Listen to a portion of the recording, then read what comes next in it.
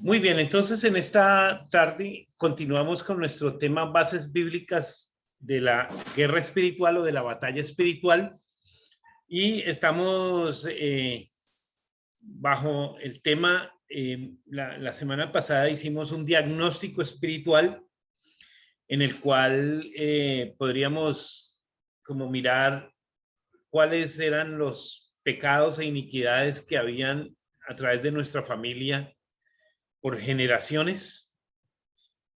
También no solo en nuestra familia, sino también en nuestro territorio, territoriales, y algunas verdades bíblicas y sustentos bíblicos que nos ayudan a nosotros a atacar esas maldiciones y esos pecados. Recuerden que la palabra es una poderosa arma de guerra. La palabra de Dios tiene poder cuando se declara, se promulga, se habla, se libera. Es más, nosotros cuando estamos en algún tipo de dificultad, como hacía el salmista, o en algún tipo de momento de tristeza o de momento de dolor, siempre leemos un salmo o leemos una palabra que nos reconforta, además porque la palabra es viva, no es una letra muerta. Entonces, por eso hacíamos este análisis de las maldiciones familiares y decíamos que en la columna de familiares encontramos enfermedades hereditarias, encontramos pecados hereditarios. Conozco una familia que como 3 integrantes de su familia han muerto, se han suicidado. Ahí hay un espíritu de muerte que viene de generación en generación y es importante que la persona que haga este diagnóstico lo identifique, lo ataque y pueda a través de la palabra cortar esa maldición que ha venido de generación en generación. Iniquidades, maldiciones generacionales, tragedias o desgracias familiares. Hay familias que están todo el tiempo expuestos a desgracias, a accidentes, a pleitos, a dificultades, a problemas. Entonces esas maldiciones generacionales tenemos que cortarlas, tenemos que anularlas en nuestra vida. Pero también hay una serie de potestades, principados, gobernantes de las tinieblas territoriales. El diablo no es omnipresente. Entonces, ¿qué hace el diablo? El diablo tiene ángeles de oscuridad, de tinieblas, que encarga de territorios y ata territorios por años, por siglos, por décadas. Entonces, ¿cómo los identificamos? Bueno, en nuestro territorio, en nuestro vecindario, en nuestro sector, en nuestra ciudad, hay pecados e iniquidades que son más comunes, ¿no? Que son más notorios. Sí. Por ejemplo, en nuestro sector hay un alto índice de drogadicción, de alcoholismo, ¿no? Hay sectores que se maneja mal la brujería. Voy a contar un testimonio. Nosotros trabajamos en un departamento, digamos, en Estados Unidos sería un estado, que es vecino al Valle del Cauca, que se llama el Cauca. Y yo tenía que viajar mucho a Cali e ir diariamente al Cauca, y estuvimos allá durante 10 años abriendo una iglesia. Y pudimos percibir y discernir que allá se maneja mucho brujería porque hay mucha comunidad indígena y también hay mucha comunidad afro. Entonces manejaban mucho como la brujería, la hechicería, el chamanismo, todo este tipo de prácticas. Y es interesante porque cuando yo iba, lo que divide esos dos departamentos o esos dos estados es un río, que se llama el río Cauca, ¿no? Y antes de pasar el puente, yo percibía unos espíritus. En Cali los espíritus son muy espíritu de fiesta, de rumba, de parranda, de vicio. Pero apenas yo pasaba el puente Valencia, se llama, del río Cauca, yo empezaba a percibir en el ambiente un ambiente diferente. Yo decía, principio decía, ¿qué es esto? Yo porque siento como... Y era porque también son ciudades muy religiosas. Popayán es una ciudad muy religiosa. Entonces yo sentía un espíritu como de religiosidad, pero sentía también hechicería, brujería, chamanismo, todas estas cosas. O sea, en cada región uno puede percibir cosas diferentes, pero si usted no los percibe, vea el noticiero. Si usted va a una ciudad, vea el noticiero. Yo voy a Buenaventura y yo prendo, que es una ciudad que está en el Pacífico, un puerto que está en el Pacífico, yo prendo el televisor en las noticias regionales del Pacífico. Y ahí me doy cuenta qué es lo que más se mueve en ese lugar. Yo voy al Chocó y allá pongo el noticiero regional. O sea que si usted va a algún lugar, ponga el noticiero regional y se da cuenta en los delitos, en la problemática, entonces se da cuenta qué es lo que se mueve en esos lugares. Entonces, son potestades territoriales que el enemigo ha cogido por décadas, por años, por siglos incluso, y que ha dominado esos lugares y los ha sujetado y los ha subyugado. Desgracias y desastres. Hablábamos, por ejemplo, del 9/11, ¿cierto? Que es una desgracia que llegó a los Estados Unidos, y mire que en los Estados Unidos siempre temían un ataque. Ese era como el ambiente que había siempre el temor de un ataque. Y cuando el terremoto, cuando el tsunami de Japón, de Tokio, dice que los japoneses decían que algún día iba a llegar the big one. The big one. Ese era su temor, su miedo. Ellos sabían que esperaban un desastre territorial. Un desastre territorial. Entonces, eso hace que nosotros identifiquemos que en unos territorios se mueven algún tipo de desastre, algún tipo de tragedia. Nosotros acá tenemos muchos deslizamientos, terremotos, temblores, en esa parte de, por ejemplo, del Caribe, de los Estados Unidos, de Florida, de Texas, por el Golfo de Texas, tienen muchos huracanes, ¿verdad? Y a mí me llamó la atención, que lo dijimos en cierta ocasión, porque Dios puede frenar una sentencia que hay sobre un territorio. Y cuando venía, creo que Adriana fue la que nos dijo cómo se llamaba ese huracán, venía ese huracán derecho a Houston y tocaba a las 8 o 9 de la noche las costas de Houston. Decía los meteorólogos que a esa hora llegaba el huracán, y la gente de las iglesias, la gente cristiana, salió a la playa, salió al frente del mar y empezaron a orar y a cantar. Y dice que ese huracán llegó hasta las playas, hasta el borde de la playa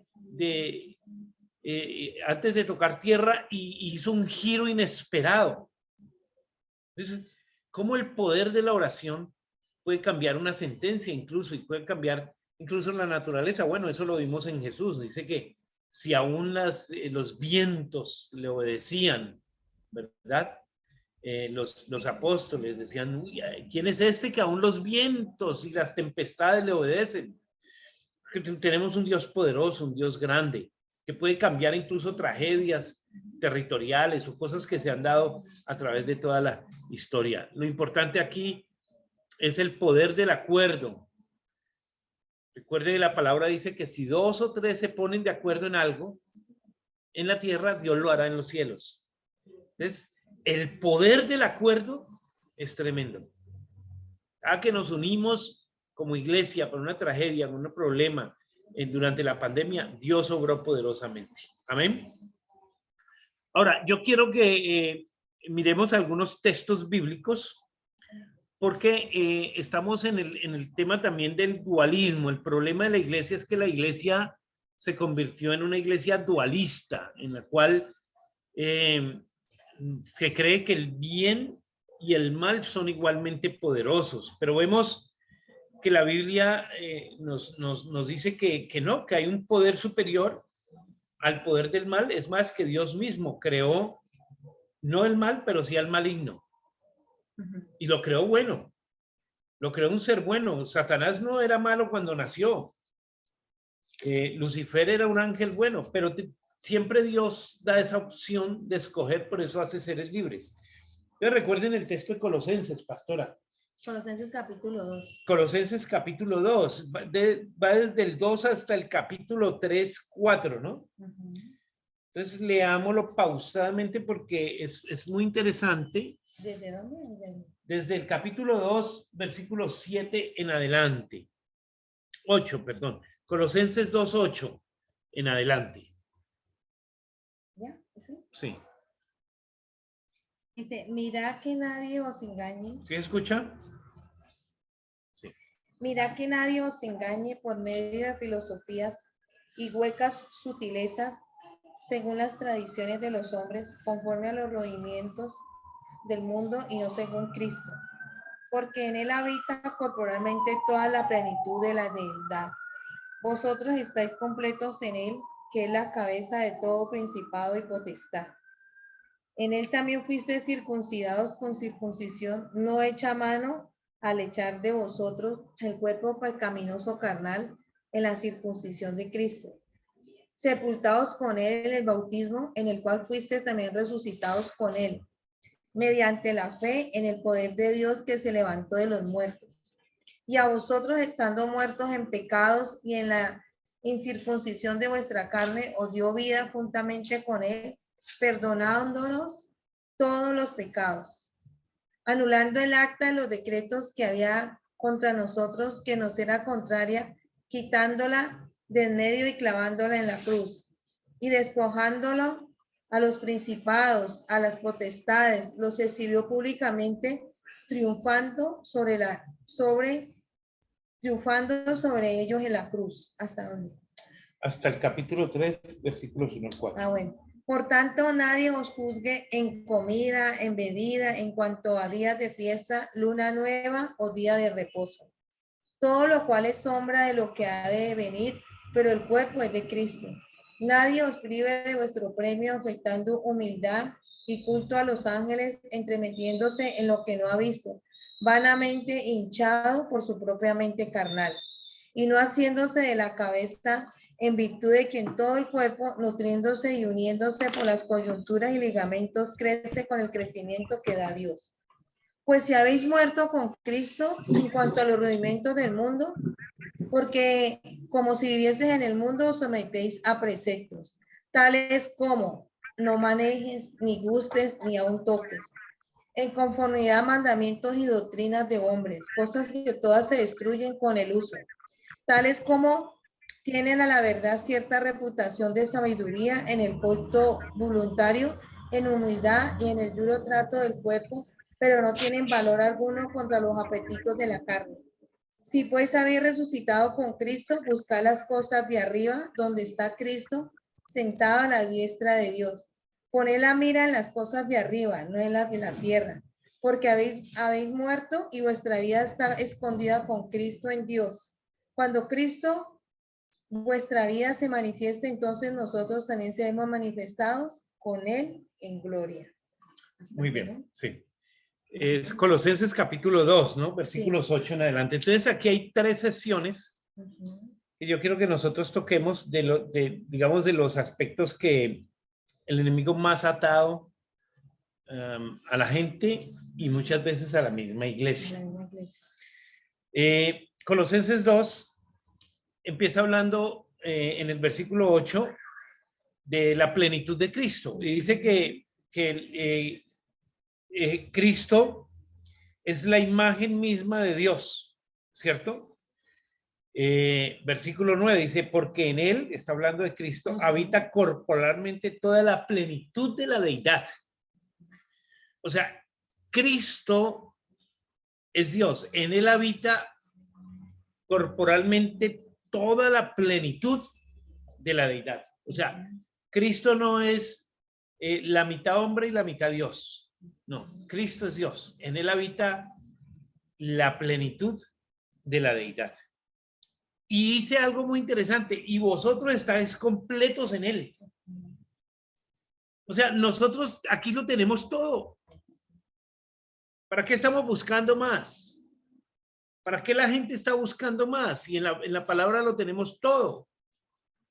En Cristo lo tenemos todo. Porque hay gente que hoy también está mezclándole muchas cosas. La pastora en estos días está hablando en el devocional del sincretismo. Ajá. La palabra sincretismo es una mezcla, ¿no?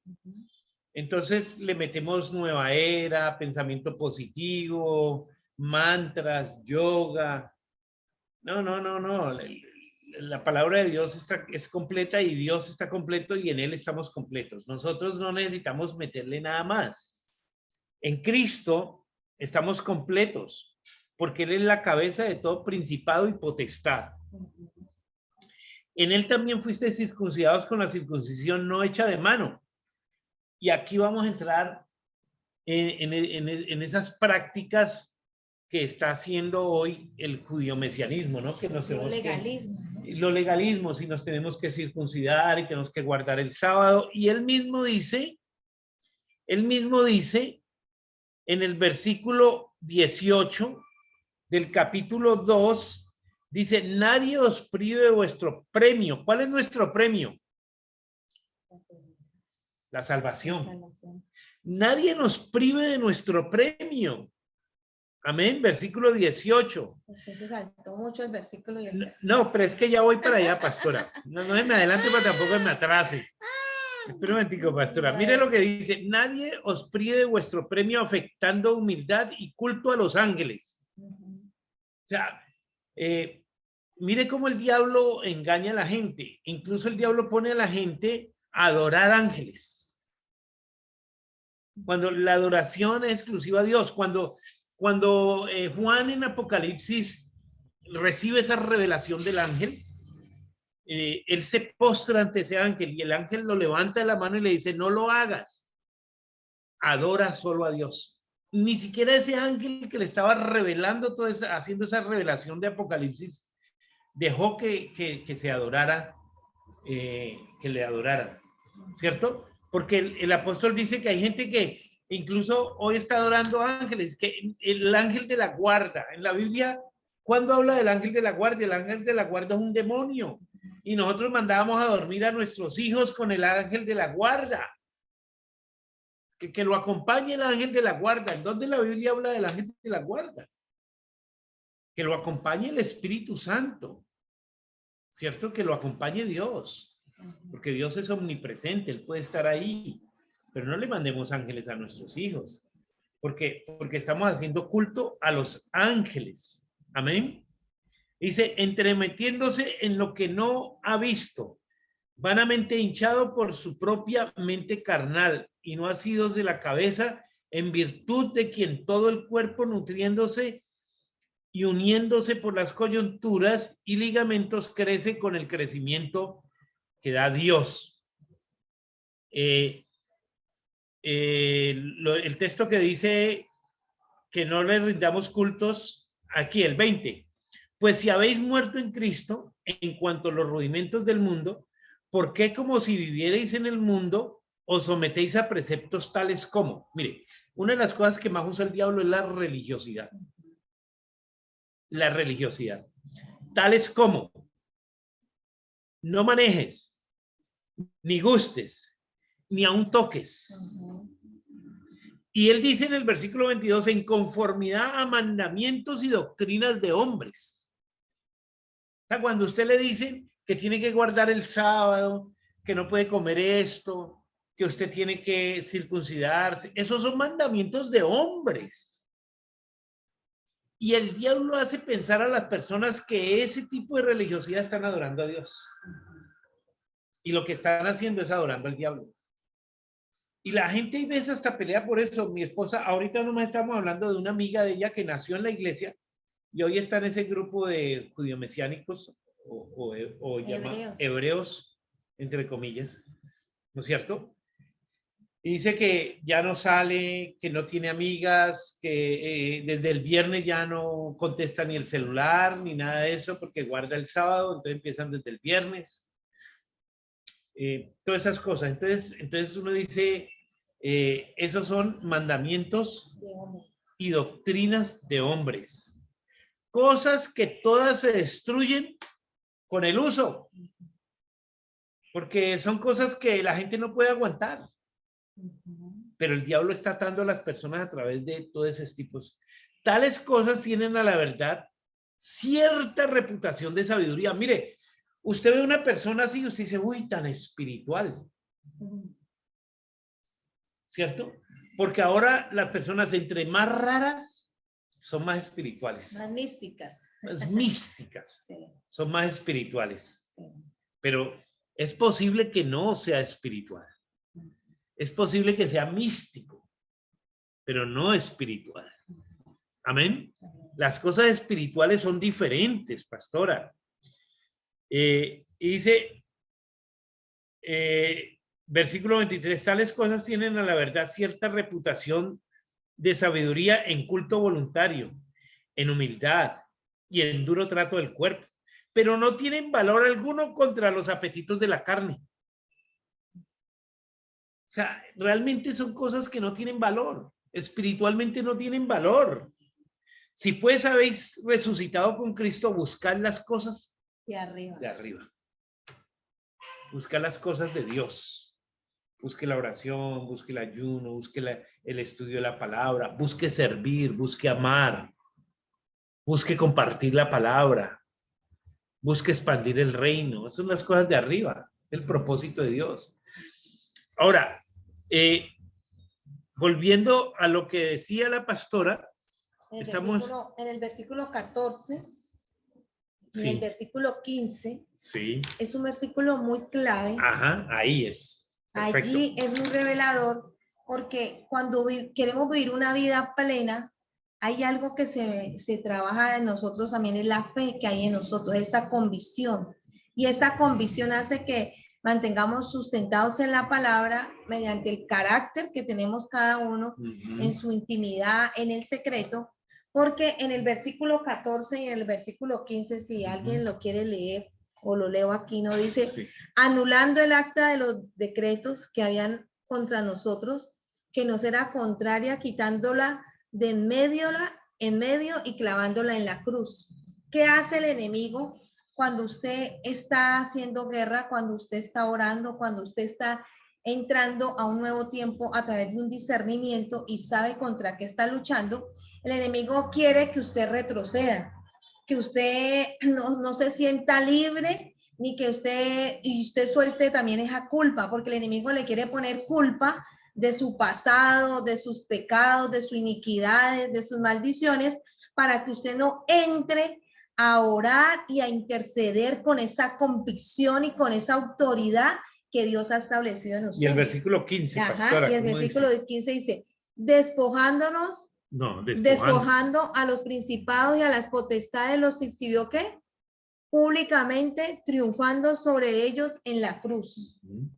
Entonces, cuando nosotros entramos en esa plenitud que habla este texto, es entendiendo quién nos llamó, quién nos redimió, cuál es nuestro propósito, cuál es nuestro destino, y no podemos retroceder, tenemos que avanzar, porque el enemigo de una manera u otra quiere que nosotros nos detengamos, porque él quiere que nosotros estemos atados al pasado, pero no, cuando vamos a este pasaje vemos que Jesús, ¿qué hizo? Clavó todo esto que en la el acta era contraria en la cruz del Calvario. Pastora, yo le comentaba ahora que una señora, seguramente ella estaba en algún tipo de problema, algún tipo de pecado, y me dijo, pastor, yo sé que si yo me muero en este momento me voy para el infierno. Yo decía, hermano, usted no ha entendido, no ha entendido el propósito de la palabra, no ha entendido esta palabra. No ha entendido que si usted está en pecado, lo que tiene que dejar es el pecado, no a Cristo. Sencillo. Pero dice, y despojando a los principados y a las potestades, los exhibió públicamente triunfando sobre ellos en la cruz, anulando el acta de los decretos que había contra nosotros. Entonces lo que hizo el Señor Jesucristo es que el diablo nos tenía una lista: mentiroso, engañador, fornicario, adúltero, estafador, bueno, todas las bellezas nuestras, ¿no es cierto? Y el Señor le dijo: venga un momentico, déme el acta que usted tenía contra Oscar Bueno, que lo único bueno que tenía era el apellido, y entonces la clavó en la cruz. Ajá, eso. La clavó en la cruz y dijo: yo ahora pago por usted. Y ahora no hay nadie que te pueda acusar. No hay nadie que te pueda condenar. Porque yo pagué. Y cuando nosotros, mire que el diablo usa, primero hablamos de la religiosidad. Y segundo, la culpa. Son dos armas poderosas que usa el diablo. Y perdón, pastor, la culpa la trabaja mucho con la mente. Te trae pensamientos, te pone fortalezas, te bloquea de una manera que hay personas, cuando uno los atiende en consejería, siempre están más atados a la culpa que en la verdad de la palabra. Entonces, cuando uno los confronta y les habla de la verdad de la palabra y quita esa culpa que ellos han dejado que el enemigo ponga sobre ellos. ¿Por qué? Porque escucha más la voz del enemigo a través de algo. El Dios me hablaba anoche cuando estaba orando, algo que se está manejando mucho a nivel espiritual es los trastornos de ansiedad. La gente está muy ansiosa, la gente está muy depresiva, la gente dice: no hay, no puedo, ¿para dónde voy a? Entonces, cuando nosotros comenzamos a romper con ello, entendemos que estamos escuchando la voz de Dios y estamos a través de su palabra, no escuchando voces que nos quieren sacar del propósito y del destino profético que Dios ha determinado. Amén, gloria a Dios. Entonces, dos cosas que nosotros tenemos que vencer hoy con respecto en la batalla espiritual. Uno, la culpa, pastora, y dos, la religiosidad. Es posible que una persona religiosa crea que está en lo correcto y que de pronto por ser religiosa va a ser salva, o por ser religiosa es aprobada por Dios. Esa religiosidad se manifiesta en más cosas que haces externas. Más en cosas físicas. Más cosas físicas o externas, ¿no? No comer, no tocar, no vestirse así, no hablar así, no hacer esto. Nótese que todo está basado en el no. Ajá. No manejes. En la prohibida, claro. No manejes. No toques, no manejes, no gustes, ¿verdad? Una negación. Siempre basado en una negación, pero Jesús transformó ese concepto de la prohibición, porque es que hay un problema de nosotros, los seres humanos, con la prohibición, que fue lo que pasó en el Antiguo Testamento. Si yo tomo este móvil y lo coloco en una mesa, en un salón, nadie se había percatado de que yo tenía mi móvil en el bolsillo o lo tenía ahí en la mesa, pero yo lo coloco en una mesa, los pongo sobre una mesa en todo el centro del auditorio del salón y digo: nadie me vaya a tocar ese celular, ese móvil, nadie lo mire ni lo toque. Cuando yo coloco ese celular ahí, ese móvil, y me voy, ¿qué le pasa a la gente? Se inquieta. ¿Le despierto qué? Como una curiosidad. Por tocarlo. ¿Qué será que el pastor tiene ahí? ¿Será que tiene fotos prohibidas? ¿Será que tiene mensajes que no quiere que escuchemos? ¿Será que tiene cosas malas? ¿Qué será que hay? O sea, una vez usted dice no, y eso pasa con nuestros hijos cuando le decimos no. Ellos más rápido lo hacen, porque el ser humano tiene algo adentro que se llama curiosidad. Y por ahí dicen que la curiosidad mató al gato. Y es el deseo de hacer lo que se le prohíbe. Entonces, el Señor en el Nuevo Testamento ya no usa los 10 mandamientos, sino que los resume en uno. Los 10 mandamientos eran no, no, no, no. Prohibiciones. Ahora el Señor cambia, le da un giro a los 10 mandamientos. Y le dijo a los discípulos, el principal mandamiento ya no es no, sino amarás a Dios sobre todas las cosas y a tu prójimo como a ti mismo. Entonces, mire, pasó, los psicólogos dicen, pasó de una negación a una aprobación. Entonces, por ejemplo, cuando mis hijas me dicen, ay, yo voy a hacer esto, yo voy a hacer lo otro, hágale, a confianza. ¿Cierto? Yo no me pongo, no vaya a hacer eso, le va a ir mal. No, hágale. Porque cuando usted les dice no, más rápido lo hace. Lo único que siempre le digo, como dice la palabra, es, hay unas consecuencias, ¿no? De hacer las cosas, buenas o malas. Hay unas consecuencias de hacer las cosas. Pero usted verá de su vida, ¿cierto? Entonces, la religiosidad está basada en el no. No tome, no coja, no maneje, no guste, no se vista, no haga esto, no haga lo otro, no. Pero el Señor está basado en el amor. Amarás al Señor tu Dios con todo tu corazón, con toda tu alma, con todas tus fuerzas, y a tu prójimo como a ti mismo. Entonces, leí un libro hace muchos años que se titulaba Ama y haz lo que quieras. Eso es el primero, la religiosidad está basada. Y la segunda manera como el enemigo ata a las personas es lo que la pastora nos explicó hoy. El enemigo ata a las personas a través de la culpa. Las personas no han perdonado a sí mismas y siempre que cometen un pecado prácticamente se sienten excluidos del cielo. No, cuando cometemos un pecado tenemos que arrepentirnos, tenemos que pedirle perdón a Dios y tenemos que decirle, Señor, ayúdame a mejorar esto. Y podemos perder el gozo de la salvación, como dijo el salmista. Uno puede perder la relación con Cristo. Como cuando usted se enoja con su esposo, con su esposa, con sus hijos, que usted le cuesta trabajo mirarle a los ojos. Y cuando está enojado, uno le va a mirar a los ojos. ¿Cierto? Así es con Dios.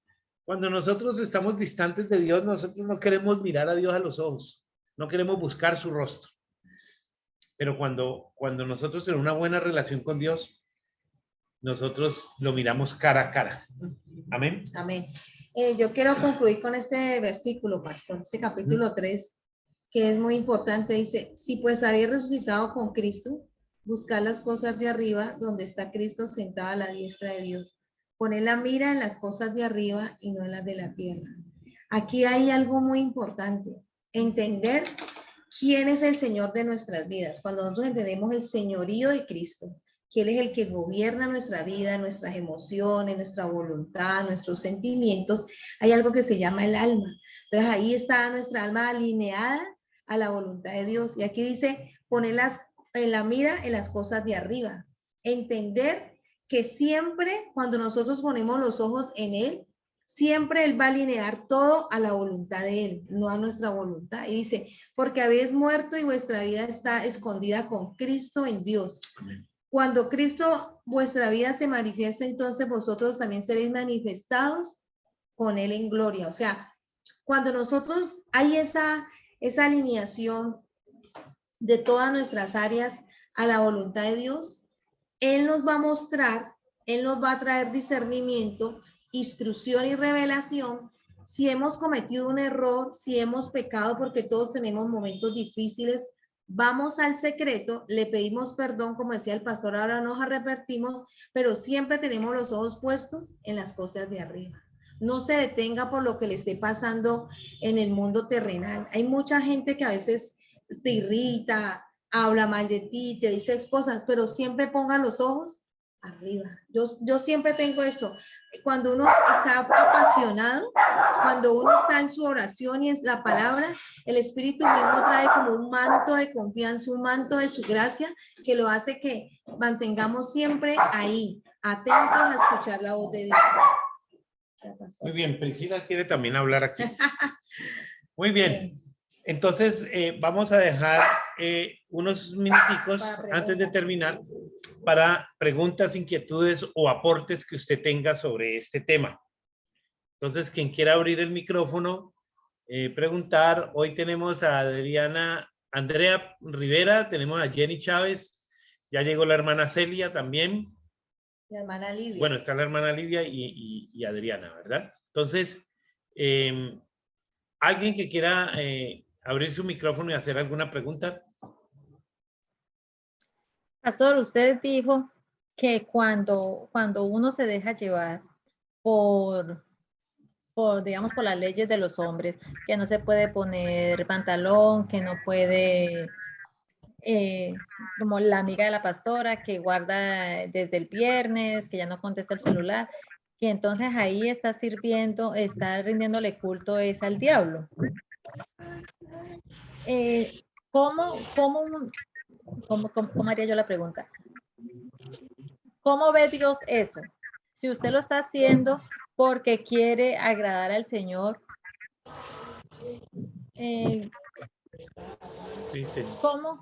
¿cómo pudiera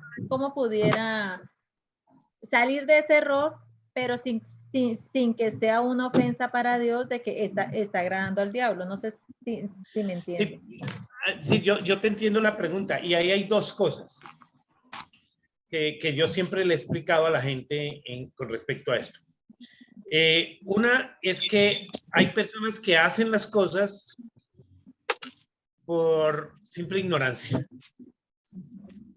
Pero la ignorancia, alguien tiene el micrófono abierto por ahí, suena como un mes. Pueden cerrar los micrófonos y ahorita en las preguntas vuelven y lo abren, ¿vale? Andrea y Jenny, exactamente. Y la hermana Celia también puede cerrar su micrófono. Eso. Entonces, hay personas que lo hacen por ignorancia. Pero también recuerde que las leyes dicen que el que peca ignorantemente también se condena.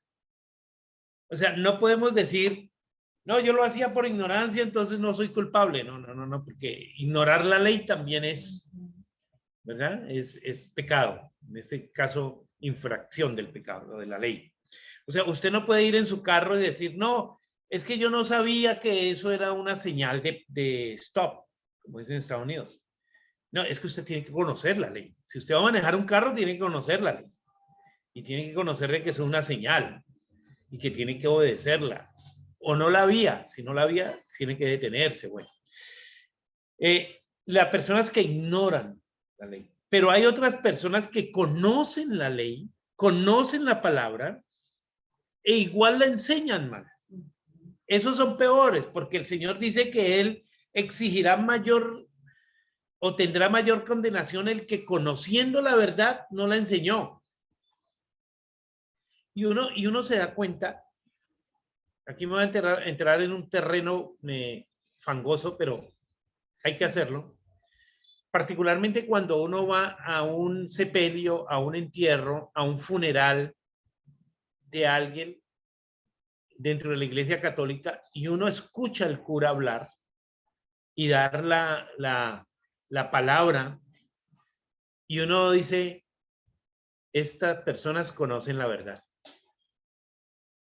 ¿Verdad? Porque en esos días yo fui a un funeral y el cura estaba leyendo el Evangelio según San Juan. Dice, el que cree en mí, aunque esté muerto, vivirá. Entonces empezó a explicar el pasaje de la fe en Jesucristo. Entonces yo decía, ve, pues entonces ¿por qué ponen la fe en María? O la fe en los santos, o la fe en los objetos, si ellos conocen la palabra. Entonces, el que conociendo la palabra la enseñó mal, ese tendrá mayor condenación, dice la Biblia. Mayor condenación. Pero hay personas como el apóstol Pablo, cuando se llamaba Saulo, que él perseguía a la iglesia y mataba a los cristianos y él creía que estaba en lo correcto. Por eso alguien dijo, estaba sinceramente equivocado. Él no estaba equivocado de mala leche, de mala gana. Él estaba sinceramente equivocado. Pero Dios le mostró Dios le mostró que eso no le agradaba. Cuando Dios tiene un propósito con una persona, Dios le va a mostrar, mira, no es eso lo que a mí me agrada. Porque la palabra, y nos lo muestra en la palabra. ¿Usted recuerda en Apocalipsis cuando habla del verdadero ayuno? Perdón, yo le iba a decir eso a Adriana. Y que también esta persona puede haber alguien, Dios puede usar a alguien que le comparta, la saque de esa ceguera que está y lo lleve a la luz. Puede tener un encuentro personal con el Señor y esa persona se le quiten las vendas y puede alinear sus sentidos espirituales, el discernimiento, escucha la voz de Dios y comienza a hablar el lenguaje de acuerdo a lo que Dios tiene para su vida. Yo también le iba a hablar sobre eso. Y lo segundo que quisiera decirte aquí es que cuando yo digo que esas personas pueden estar rindiendo un culto a Satanás, es porque es una religiosidad externa. Es una religiosidad que no cambia a las personas. Mira, la diferencia entre el fruto externo y el fruto interno. Te voy a decir esa diferencia. Ahí está el fruto interno es el fruto que habla Gálatas, ¿cierto? Paz, paciencia, benignidad, bondad, templanza, mansedumbre, paciencia, amor. Ese es el fruto interno. Ese fruto interno solo lo tiene el que ha conocido a Dios. El fruto externo, me he visto de una manera, hablo de una manera, sigo unos rituales, una cantidad de frutos externos, son frutos, pero externos. Ahora, el creyente en Jesucristo, el verdadero creyente en Jesucristo da frutos internos. Los frutos externos es compartir la palabra, enseñar la palabra, todas esas cosas. Pero el fruto interno solo lo da el que ha conocido a Cristo. Y pastor, y el fruto interno te lleva a que te demuestres el fruto externo. Claro. O sea, cuando usted comienza a hablar diferente, usted le dice, ay, ella ha cambiado. Usted nomás, cuando usted va a un lugar y usted escucha a alguien como hablaba antes, ahorita, ay, esa persona ha tenido un encuentro. Entonces, en el lenguaje, ahí demuestra que su fruto ha sido interno y de ahí sale una palabra nueva. Pero no podemos tampoco engañarnos. Yo le decía a la pastora que hay un señor que me llama, que él trabaja como fumigador, entonces él fumiga las casas y los lugares y siempre me llama y me dice, buenas noches, pastor, Dios lo bendiga, ¿quién vive? Y él tiene todo el lenguaje de una iglesia cristiana, de un cristiano, pero es un mundano de primera. Él mantiene borrachín y todo el cuento, pero él se ha aprendido el lenguaje. Lo puedo aprender, pero no. Claro, pero hay personas su lenguaje... Ajá. Es una cosa, pero sus frutos internos son otra. Y el testimonio. Y testimonio. El testimonio. Sí, definitivamente. Entonces, en cuanto a eso, debemos. Pero por ahí Jenny tenía también una pregunta, o Andrea, creo. La hermana Celia. La hermana Celia, o aporte que quieran hacer. ¿Sí? Yo vi que alguien abrió el micrófono, ¿no? Sí, la hermana Celia, la escuchamos. Escuchar a la... Pues Dios los bendiga a todos allí. Amén. Pastor, pues sí, ya me dijo, pues verdad lo que dice del celular, ¿no? Que es verdad que uno a veces inquieta, a veces uno se entra a hacer algo, a hacer como así, y la gente se inquieta, pero ¿qué estará haciendo allí? ¿Qué es lo que es allí? Pendientes, ganas de darse en cuenta, ¿verdad? Así como dice el pastor. Darse en cuenta qué dice allí. Pero ¿qué está uno de moranga? Entonces ya dice, ¿qué es lo que está haciendo allí? Entonces se inquietan a mirar, ¿cierto, pastor? Si uno está orando, antes de pronto está perturban porque entran, ¿qué está haciendo ahí tan calladita? Entonces yo digo, pues que sí, ¿verdad? Así como está diciendo el pastor, que uno, ¿verdad? A veces inquieta a las personas con el silencio. Porque yo estoy en silencio acá y entonces me llama Berna, ¿qué estás haciendo? ¿Te acostaste? Pero yo estoy en mi oración. En lo suyo. Sí, y antes le inquieta y viene y siempre mira, a ver qué estoy haciendo. Entonces eso es lo que, pues tú, esa fue una inquietud, ¿verdad? Lo que dice el pastor del celular, ¿verdad? Si inquietan, se lo ven ahí, ¿qué tendrá aquí el pastor? Y empiezan a mirarle. Amén. Yo recuerdo que hace años hicimos un retiro a un parque, aquí en Cali, y estaba la hermana Celia. Y claro, en ese parque había una mesa con cervezas. Y entonces ella se sentó un ratico en la mesa y entonces yo le tomé una foto a ella en la mesa con la cerveza. Por ahí yo tengo la foto. Ay, muéstrame la pastor. Ella se paró Ay, corriendo, se paró corriendo porque yo no quería que la vieran en esa mesa con esas botellas de cerveza. Ay, Dios. Me acuerdo mucho de esa foto, mi hermana Celia. Ay, pastor, ¿vio? Esas son cosas, ¿verdad? Que no. Vea, tiene que mostrarme esa foto, pastor. No, y la gente te crea y te inventa cosas Sí, y claro. cosas porque Es les así. pica lo que la hermana se referiera cuando yo puse el ejemplo del celular, ¿verdad? Curiosidad. Sí, La sí, curiosidad, la gente siempre inventa una sí. historia en la mente.